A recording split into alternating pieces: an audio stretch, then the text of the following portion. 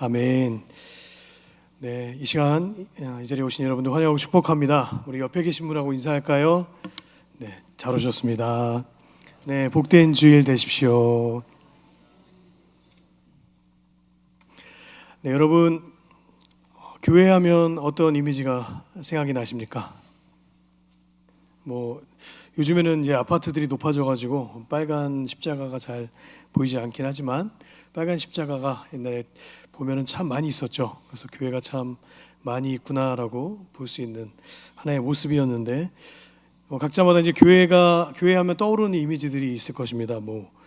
찬양이라든지 부활절 계란, 크리스마스 이런 거 생각하면 교회가 떠오르기도 합니다. 그런데 우리가 이 교회를 다니고 있지만 누군가가 나에게 또 이런 것을 물어본 것들 경험하셨을 것도 같아요. 교회가 대체 뭐 하는 곳이야? 교회가 뭔지 좀 얘기 좀 해봐.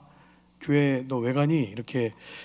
이런 질문들을 받아보신 경험도 있을 것입니다. 근데 우리가 이것에 대답하기를 그냥 좋은 곳이야, 나오면 좋아 이렇게 말하기보다는 성경에서 교회를 어떻게 이야기하고 있는지 한번 우리가 잘 알아서 잘 대답해 주는 것도 참 좋은 것 같습니다. 그래서 제대로 알아야 또 교회를 소개할 수도 있고 또 말씀도 그 말씀에 따라 살 수 있다는 것을 우리가 아는 거죠. 그래서 성경에서는 과연 교회를 뭐라고 하는지, 어떻게 이야기하고 있는지 오늘 이 시간에 저와 여러분 함께 나눠보고자 합니다. 오늘 골로새서 1장 18절 말씀은 이렇게 이야기하고 있습니다. 우리 한 번 더 오늘 말씀을 읽어볼까요? 그는 몸인 교회의 머리시라. 그가 근본이시요 죽은 자들 가운데서 먼저 나신 이시니 이는 친히 만물의 으뜸이 되려 하시며. 아멘. 그렇습니다. 우리 교회는 주님이 머리가 되시고 그의 몸이 바로 교회다라고 오늘 말씀을 이야기하고 있습니다. 그리스도를 머리로 하는 몸, 그 몸이 바로 교회다라고 이야기를 하고 있는 것입니다. 고린도전서 1장 2절의 말씀은 좀 더 명확하게 교회에 대해서 이야기를 하고 있는데요, 함께 읽어보겠습니다. 고린도에 있는 하나님의 교회 곧 그리스도 예수 안에서 거룩하여지고 성도라 부르심을 받은 자들과 또 각처에서 우리 주 곧 그들과 우리의 주 되신 예수 그리스도의 이름을 부르는 모든 자들에게. 자, 하나님의 교회는 무엇이라고 말씀하고 있나요? 첫 번째로는 예수 안에서 거룩하여진 사람들, 또 두 번째로는 성도라 부르심을 받은 사람들, 세 번째는 각처에서 우리 주 되신 예수 그리스도의 이름을 부르는 모든 사람들을 바로 교회다라고 그렇게 이야기하고 있습니다. 그래서 교회는 우리가 잘 알듯이 어떤 건물이나 장소가 아니죠. 바로 주님 안에서 거룩하여진 성도들의 모임, 그 모임이 바로 교회다라고 그렇게 이야기하고 있습니다. 신약성경에서는 교회를 이렇게 지칭합니다. 헬라어로 에클레시아라고 그렇게 이야기를 하는데요, 이 에클레시아라는 단어의 뜻은 밖으로 불러 모으다, 불러낸 자들이라는 그런 뜻을 가지고 있습니다. 제 가운데 살아갔던 사람들을 하나님의 은혜의 자리로 불러내신 그런 선택받은 자들이 바로 성도들이고 그들의 모임이 바로 교회다라고 하는 것이 정확한 표현이 될 것입니다. 그런 면에서 교회는 하나님께서 따로 불러서 세워주신 그런 구별된 사람들의 공동체가 바로 교회다라고 그렇게 말을 할 수 있을 것입니다. 주님께서 불러주신 우리 모두가 바로 주님의 몸된 교회다라는 것이죠. 여러분, 우리가 예배 때마다 고백하는 사도신경에 있습니다. 다 아시죠? 네. 이 사도신경의 구조를 보면 총 4가지로 나누어서 이야기를 하고 있는데요, 첫 번째로는 성부 하나님, 두 번째는 성자 예수님, 세 번째 성령 하나님, 그리고 마지막은 교회에 대해서 우리가 믿는 것을 그렇게 고백하고 있는 것이 바로 사도신경입니다.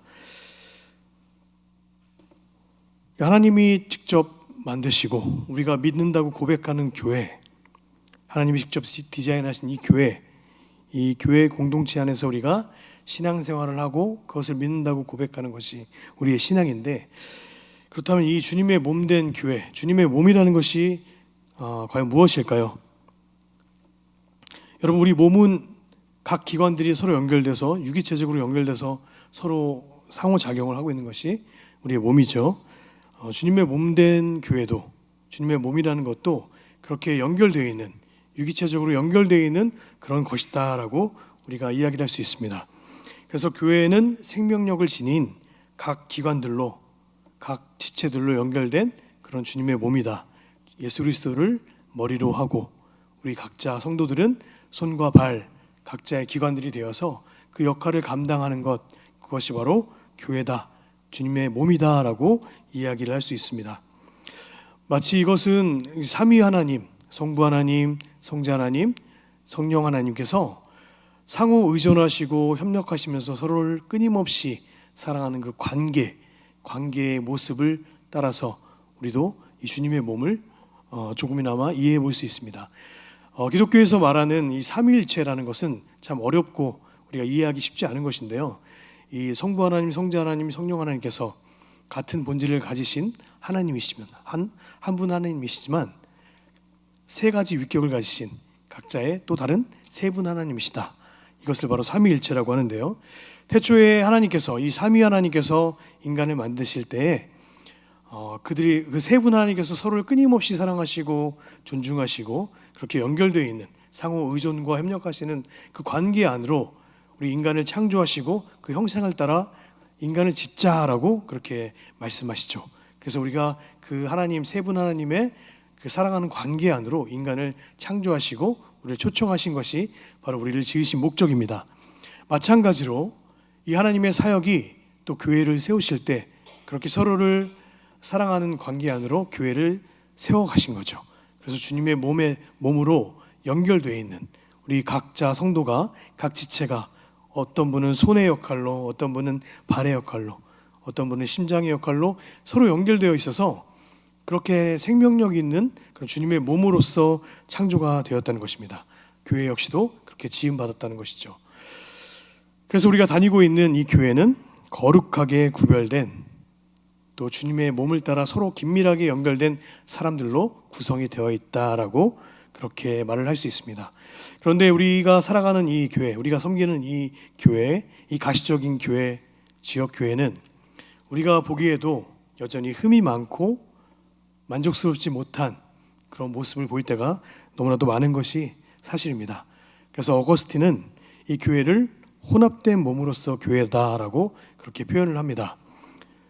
같은 신앙을 고백하고 세례도 받고 제도적 교회 구성원으로서 우리가 교회에서 생활을 하지만, 교회로 부르심을 받았지만, 이곳에는 우리가 지금 살아가고 있는 지역 교회, 가시적인 교회는 완전하지 않다는 것이죠. 그래서 알곡과 가라지가 함께 존재한다는 것입니다. 그래서 우리가 보기에는 교회가 거룩한 곳이 되어야 되고 흠이 없는 곳이 되어야 된다고 생각하지만, 이 교회는 여전히 연약한 사람들의 모임이다 보니 죄가 있고 아픔이 있고 질투가 있고 시기가 있는 그런 연약한 모습들을 우리가 보게 된다는 것입니다. 그래서 겉으로 보기에는 하나님을 고백하고 영화로운 삶을 사는 것 같지만 그 현실을 들여다보면 여전히 교회 안에도 많은 아픔들과 죄가 존재한다는 것입니다. 그렇지만 아직은 완전하지 않지만 우리를 교회로 부르신 하나님의 뜻과 목적이 있기 때문에 결국에는 하나님께서 영화로운 모습으로, 완전한 교회의 모습으로 변화를 시켜가고 계신다는 것을 우리가 기억하고 믿어야 될 것입니다.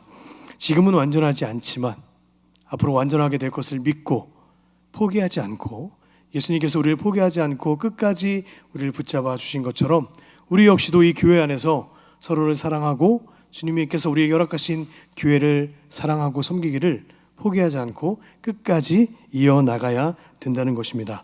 그것이 바로 주님께서 우리에게 교회로 부르시고 교회를 허락해 주신 목적이 된다는 것이죠. 그래서 이 주님의 몸된 교회는 두 가지의 특별한 속성을 가지고 있는데요.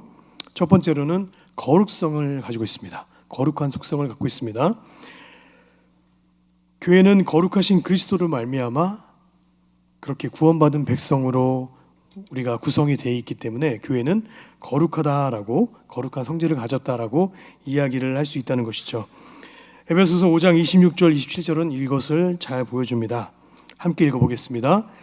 이는 곧 물로 씻어 말씀으로 깨끗하게 하사 거룩하게 하시고 자기 앞에 영광스러운 교회로 세우사 티나 주름 잡힌 것이나 이런 것들이 없이 거룩하고 흠이 없게 하려 하심이라.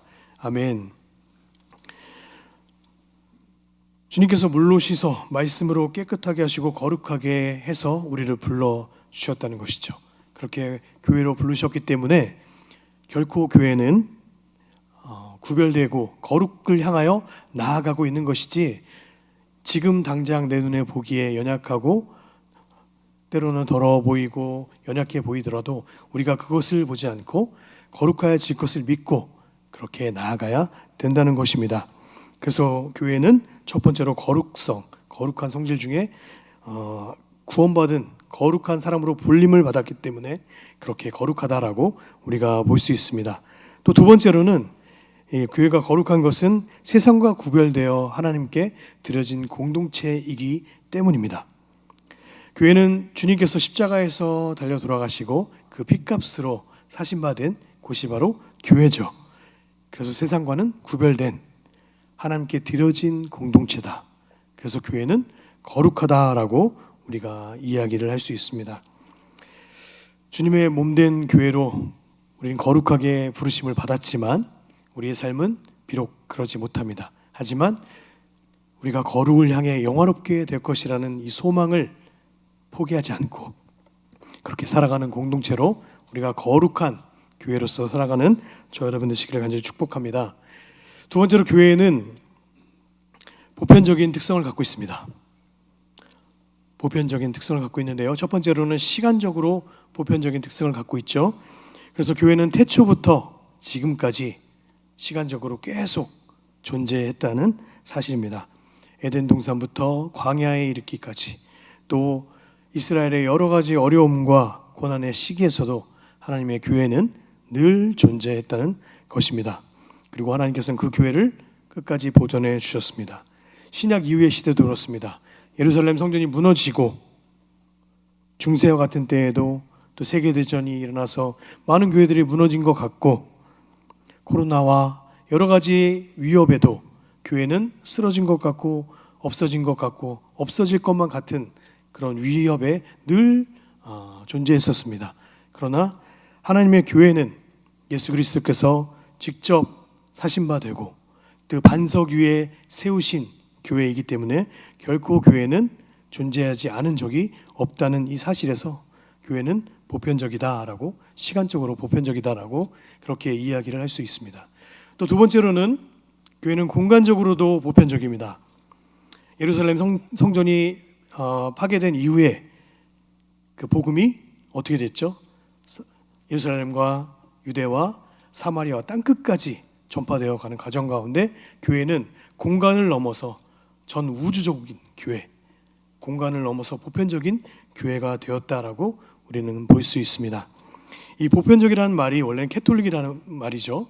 단어인데 이게 고유명사처럼 쓰이고 있는데 원래는 이게 보편적인이라는 뜻입니다. 그래서 우리는 사도신경에서 고백할 때 공교회를 믿습니다라고 그렇게 고백을 하죠. 보편적인 하나의 교회, 하나님의 교회를 믿습니다라고 그렇게 우리는 고백을 합니다. 그래서 이 캐톨릭이란 말 말고 우리는 또 유니버셜, 우주적인 교회다라는 이 말을 사용합니다. 교회는 지역, 우리가 비록 대한민국의 고덕교회를 다니고 있지만 교회는, 하나님의 교회는 전 우주적인 하나의 교회다. 비록 우리가 보면 정말 많은 교파와 많은 교단들로 갈라져 있죠. 정말 그 수를 다 알 수 없을 만큼 많이 파편적으로 갈라져 있는 것이 또 교회들입니다. 하지만 같은 주님을 섬기고 그리스도를 내 머리로 고백하고 주로 고백하는 모든 성도들은 그런 고백이 있는 교회는 하나다, 우주적인 하나의 교회다라는 것을 우리는 기억해야 할 것입니다. 교회가 거룩하다는 것은 하나님이 정결하게 하시고 하나님의 교회 안에 내주하시기 때문에 거룩합니다. 또 교회가 보편적이라는 것은 교회의 구성원이 온 세상으로 확장되었고 모든 민족 가운데 우리 주님이 계시기에, 교회가 계시기에 교회는 우주적으로 보편적이다라고 이야기를 할 수 있습니다. 그래서 우리는 보편적인 교회의 구성원으로서 모든 교회는 결국 하나의 교회다라고 이야기를 할 수 있습니다. 그리고 그 그리스도로 연합된 하나의 교회가 되어서 함께 연합하고 사랑하고 그렇게 교회를 끝까지 섬겨야 될 의무와 책임이 있다는 것입니다. 그래서 우리가 전도할 때 우리 교회만 좋다라고 전도하면 안 되겠죠. 네, 우리 교회가 물론 좋은 교회입니다. 좋은 교회니까 우리 교회 나오셔야 되는데 거리가 멀면 또 그 좋은 다른 교회 나가셔도 된다라는 어떤 그런 마음을 가지고 전도해야 되겠죠. 그래서 우리는 결국 주님 안에서 한 교회다. 하나의 교회지 서로 싸우고 수적으로 경쟁해야 될 그런 것이 아니다라는 것을 우리가 알 수 있습니다. 고린도전서 4장 4절에서 5절은 이것을 이렇게 이야기하고 있습니다. 몸이 하나요 성령도 한 분이시니 이와 같이 너희가 부르심의 한 소망 안에서 부르심을 받았느니라. 주도 한 분이시요 믿음도 하나요 세례도 하나요. 그렇죠. 주도 한 분이시고 우리가 주로 고백하는 분도 한 분이시고 우리 믿음도 하나고 우리의 세례도 하나일진데 우리가 너무나도 이렇게 분열되고 있다는 것은 우리가 연합하지 못하고 하나의 교회라는 이 사실을 잊어버리고 있기 때문이 아닌지 우리가 돌아봐야 된다는 것입니다. 그리고 우리는 사도들과 선지자의 그 터 위에 세우심을 입은 우리의 반석이 되셔서 견고하게 세우신 교회, 그 교회이기 때문에 우리는 하나다라고 고백할 수 있습니다. 그래서 우리가 신앙 고백을 할 때 앞으로 거룩한 공교회, 이 우주적이고 보편적인 교회를 믿습니다라고 고백할 때 이 사실을 떠올리면서 그렇지 우리가 주님 안에서 하나지라는 이 사실을 기억하면서 고백하는 저와 여러분 되시기를 간절히 축복합니다. 이 성령의 사역 중 성령 하나님의 사역 중에 하나가 바로 교회를 세우시는 사역입니다. 그래서 오순절 이후에 주님의 교회들을 세워가셨죠. 지금도 여전히 그 사역을 쉬지 않고 우리 성령 하나님께서는 하고 계십니다. 그런데 엄밀하게 말하자면 교회를 세우시는 사역은 성령 하나님만의 사역이 아니라 세 분 하나님, 성자 하나님, 성부 하나님, 성자 하나님, 성령 하나님 세 분, 삼위 하나님의 동일한 연합의 사역이다라고 우리가 볼 수 있습니다. 이 삼위 하나님의 개념, 이 개념은 우리 기독교에 있는 유일한 개념이죠. 우리가 하나님을 믿는데 세 분 하나님을 믿는다. 참 설명하기 쉽지 않은 인간의 언어로는 설명하기도 이해하기도 쉽지 않은데요. 9세기 다마스커스의 요한이라는 사람이 이런 것으로 설명했습니다. 페리코레시스라는 이 단어로 설명을 했는데요. 이것은 바로 상호 내주, 상호 순환, 상호 침투를 의미합니다. 그래서 요한복음 7장 21절의 말씀, 아버지여, 아버지께서 내 안에 내가 아버지 안에 있는 것 같이 그들도 다 하나가 되어 우리 안에 있게 하사 세상으로 아버지께서 나를 보내신 것을 믿게 하소서. 이 말을 설명해 주고 있는 것이죠. 내가 아버지 안에, 아버지가 내 안에. 마찬가지로 서로 상호 내주하고 순환하고 서로 협력하면서 침투까지 하면서 그렇게 존재하는 관계 안으로 하나님께서 우리를 초청하신 것처럼 우리도 이 안에서, 교회 안에서 주님의 몸된 교회가 그렇게 서로 의존하고 순환하고 침투하듯이 서로 도와야 된다, 협력해야 된다는 것을 이야기하고 있습니다. 마치 인간의 몸에 피가 순환하잖아요. 피가 없으면 우리는 살 수가 없죠. 근데 그 피가 각 기관별로 충분하게 공급이 돼야 사람의 생명이 유지가 되고 건강한 것처럼 우리 역시도 하나님의 그 사랑이 우리 안에 끊임없이 순환되고 보내져야 우리가 건강한 생활을 할 수 있고 신앙생활을 할 수 있고 교회 역시도 하나님의 은혜가 하나님의 그 능력이 교회 안에 끊임없이 흘러넘치고 순환되고 하는 것을 통해서 우리가 참된 교회로서 세워질 수 있다. 그래서 하나님께서 이 교회를 세우신 목적은 삼위 하나님의 그 끊임없는 사랑의 관계를 본따서 우리 교회를 세우신 것이다라고 우리가 봐야 될 것입니다. 그래서 신적인 삶의 순환, 신적인 사랑의 순환, 그것이 넘쳐나는 공동체, 그것이 바로 교회가 되어야 한다는 것이죠. 성부 하나님께서는 교회를 속할 자, 교회에 속할 사람들을 선택하셨고, 성자 하나님은 이 땅에서의 인간의 몸을 입으시고 인간의 마음을 모든 것을 체휼하시고 그들의 마음을 위로하고 이제 하늘로 올라가셔서 보혜사 성령을 우리에게 보내주셔서 성령의 강림과 함께 우리에게 구원을 허락하시고 교회를 세워주셨다는 것입니다. 그래서 이 삼위 하나님의 사역처럼 그렇게 그들의 형상을 따라 우리 인간을 창조하시고 또 교회를 세워주신 것처럼 우리도 그렇게 끊임없이 서로 사랑하는 관계로 우리가 이 교회를 세워나가야 될 줄로 믿습니다. 요즘 교회가 세속화되어 가고 많이 부패하고 타락하여서 정말 실망과 상처를 주는 곳이 되었다라고 해도 과언이 아닌 만큼 이 땅 세상에서 교회를 볼 때 정말 냉소적이고 비판적인 시선으로 많이 보기도 합니다. 그러다 보니까 이미 한참 전에 이 가나안 성도들이 참 많이 생겼죠. 다 아시죠? 안나가 교회 안나가에서 가나안 성도잖아요. 그런데 이게 코로나 이후에 정말 많은 사람들이 더욱더 이제 교회를 멀리하게 된 것 같습니다. 특히나 청년 세대들은 더욱더 교회에 대한 어떤 신앙에 대한 이유와 목적을 잊어버리고 살아가는 것 같습니다. 그런데 그럼에도 불구하고 우리가 교회를 포기하지 않아야 될 이유가 우리에겐 있다는 것이죠. 교회는 하나님께서 세우신 거룩한 공동체고 이 땅 가운데 정말 헬조선을 살아가고 있다고 하는 이 땅 가운데 참된 소망이 어디 있습니까? 우리의 명예도 돈에도 권력에도 결국엔 다 썩은 동아줄과 같은 것에 불과한 이 땅 가운데 삶에서 참된 소망은 교회밖에 없다는 것을 우리가 믿기 때문에, 우리가 신뢰하기 때문에, 하나님의 약속의 말씀을 믿기 때문에 우리는 교회를 절대로 포기할 수 없다는 것이죠. 종교개혁자 칼빈은 이렇게 말했습니다. 하나님의 아버지가 되는 사람에게 교회가 어머니가 되어야 한다. 아이가 어머니의 돌봄과 양육을 받아 성장하듯이 교회 안에서 중생하고 거듭난 신자는 어린아이와 같은 상태라서 어머니와 같은 교회가 없다면 스스로 자랄 수 없고 결국에는 죽을 수밖에 없다.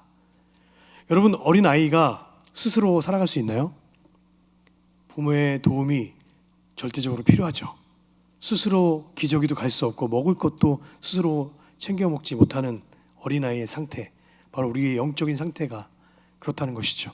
그런데 교회가 어머니와 같은 역할을 한다는 것입니다.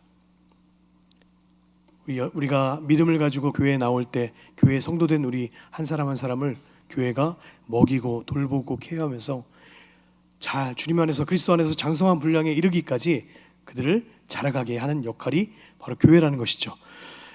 그래서 그 교회를 어머니와 같다라고 그렇게 표현을 한 것입니다. 여러분, 우리 어머니들, 저희 부모님들, 어머니들이 완벽하지 않다고 어머니가 아닌가요? 그건 아니죠. 완벽한 어머니는 세상에 존재하지 않죠. 저도 물론 사랑하고 어머니를 존경하지만 때로는 어머니의 행동이나 어머니의 말이 제가 받아들일 수 없고 이해가지 않고 때로는 어떤 행동에 대해서 왜 저러시지? 이렇게 충분히 얘기할 수 있습니다. 우리 모두는 연약한 존재이기 때문에 그럴 수 있죠. 하지만 그렇다고 어머니가 안 되고 바뀌는 것은 아니죠.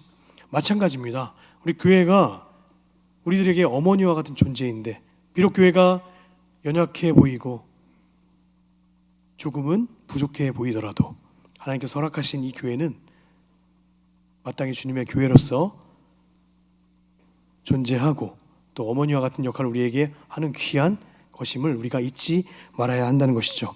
그래서 우리가 교회 없이 신앙생활을 한다는 것은 어떻게 보면 우리의 믿음의 교만적인 모습이다라고 볼 수도 있습니다. 1561년에 작성된 벨직 신앙 고백서가 있습니다. 이 고백에서는 교회에 대해서 이렇게 정의를 하고 있습니다. 우리 함께 한 목소리를 읽어보겠습니다. 우리는 이 거룩한 모임과 회중은 구속받은 자들의 모임이며 이 모임 밖에는 누구도 이 모임에서 물러나 혼자 있는 것에 만족해서는 안 된다고 믿습니다. 오히려 모든 사람은 교회에 가입하고 교회와 연합해야 할 의무가 있으며 교회의 일치를 유지해야 합니다. 아멘. 거룩하고 보편적인 이 교회, 우리가 포기하지 않고 주님께서 우리에게 허락해 주신 이 교회를 날마다 사랑한다고 고백하며 그렇게 교회로서 살아가는 저 여러분 되시기를 간절히 축복합니다.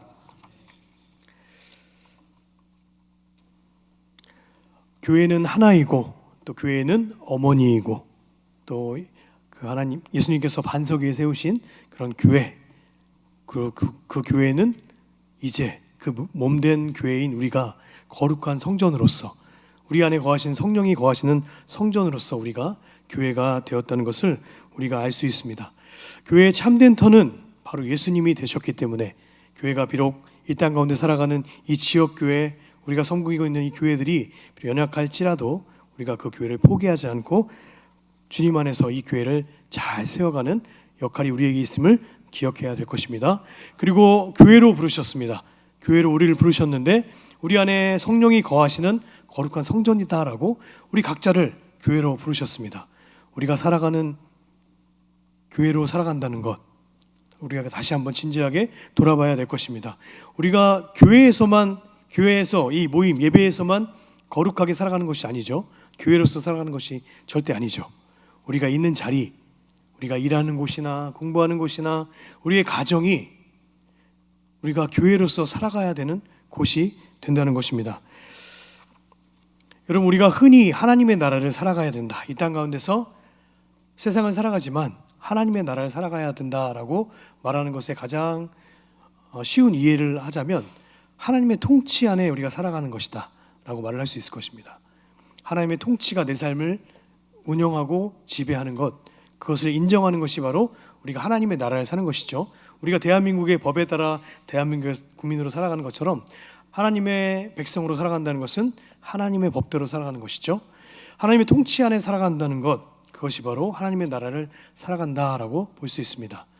하나님의 통치는 예수님께서 오셔서 이미 천국이 왔다라고 말씀하신 이후에 우리는 이미 하나님의 나라를 이 땅 가운데 살아가고 있습니다. 하지만 지금은 여전히 완벽하지 않은, 아직은 완전하지 않은 하나님의 나라를 살아가고 있는 것이죠. 그리고 이제 완전하게 오실 그 하나님 나라를 기대하면서 우리가 이제 오실 그 하나님의 나라를 기대하면서 살아가고 있는 것입니다.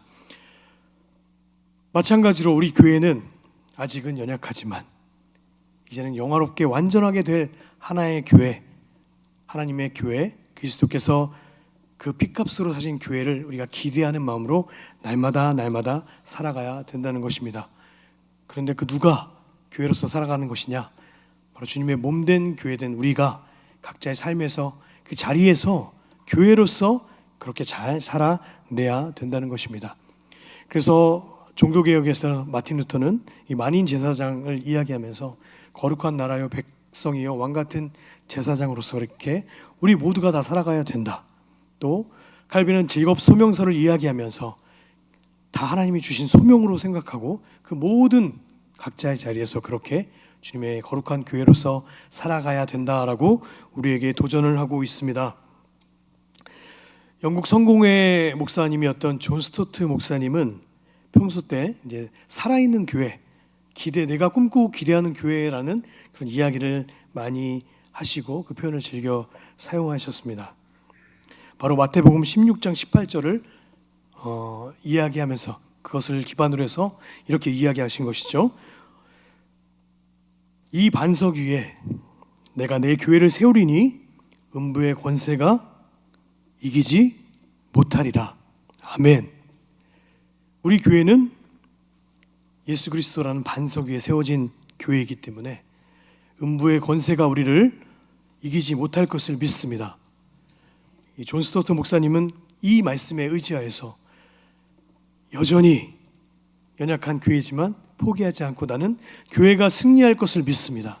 여전히 이 땅 가운데 참된 소망은 교회밖에 없다는 것을 믿습니다라는 고백을 우리 가운데 했다는 것입니다.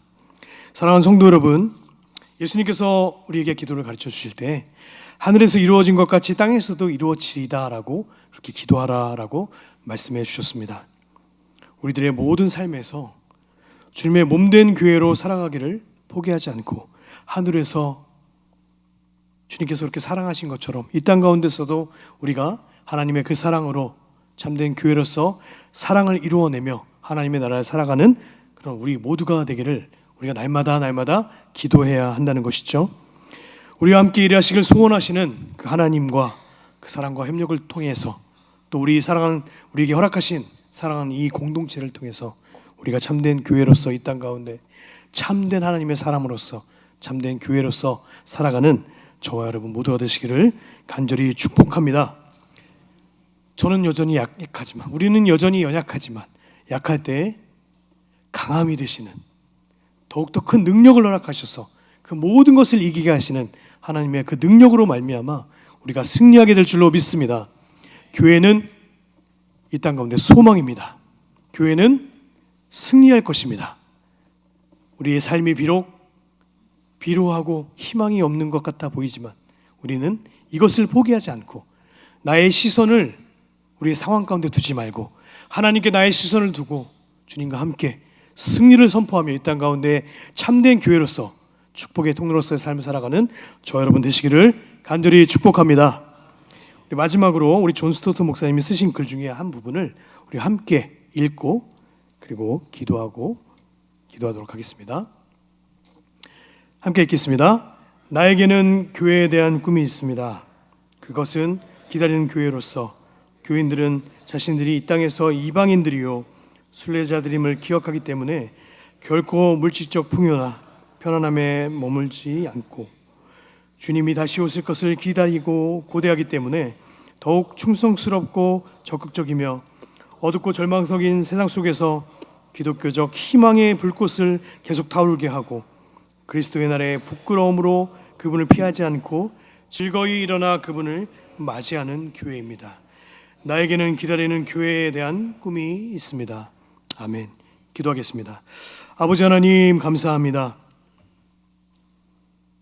참된 교회로서 주님의 몸된 교회로서 우리를 불러주시고 이 땅 가운데서 참된 소망이 우리 주님밖에 없음을 고백하고 주님의 몸된 교회로서 빛과 소금의 역할을 감당하는 소망의 통로요 축복의 통로가 되는 삶을 살아가기를 원하시는 주님, 우리가 말씀에 의지하여 주님을 의지하여 이 땅 가운데 참된 교회로서 살아가는 우리 고독교회 모든 성도님들 될 수 있도록 주님 함께 하시고 인도하여 주옵소서.